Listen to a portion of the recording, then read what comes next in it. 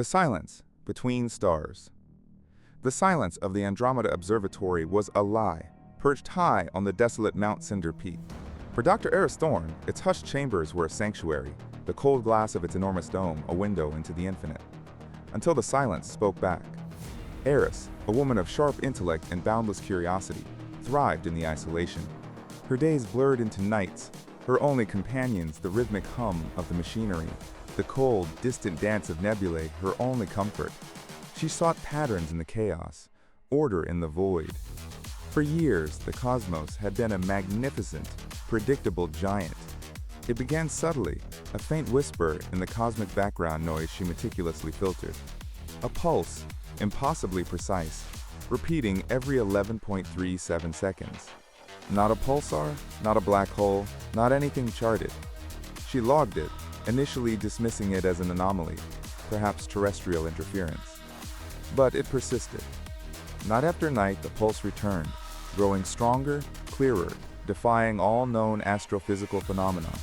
Her hand trembled as she amplified the signal, a low, guttural thrum that vibrated not just the floor, but the very marrow in her bones.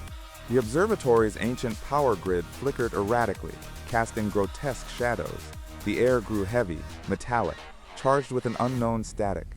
"Impossible," she whispered, her voice thin and reedy in the vast dome. Her colleagues scoffed at her remote emails, attributing her findings to fatigue and isolation. But Eris knew this was different. This was listening. Sleep became a luxury, then a torment. When she closed her eyes, the rhythmic pulse throbbed behind her eyelids, twisting familiar star maps into grotesque, shifting geometries that defied sanity. The hum in the dome seemed to deepen, a resonant drone that spoke not of machinery, but of immense, patient waiting. One night, as she adjusted the massive telescope, the star chart on her monitor went blank, replaced by a single, pulsing point of profound absence. It wasn't just in space. It was a terror in space, a focal point of terrifying nothingness. A chilling draft swept through the sealed dome, carrying the faint scent of ozone and something else, something ancient, utterly cold, like the breath of the void itself. "What are you?" she breathed, leaning closer, her breath misting on the chilled metal. The pulse intensified, a physical pressure on her chest. Then, the telescope itself groaned, the colossal lens shifting with impossible speed, no longer tracking any celestial body, but locking onto the emptiness surrounding that pulsing point.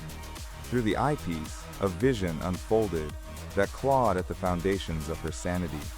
It wasn't a star, or a galaxy, or even a nebula. It was a breach. A vast, impossibly dark maw, opening in the velvet tapestry of the cosmos. And from within it, stars unraveled.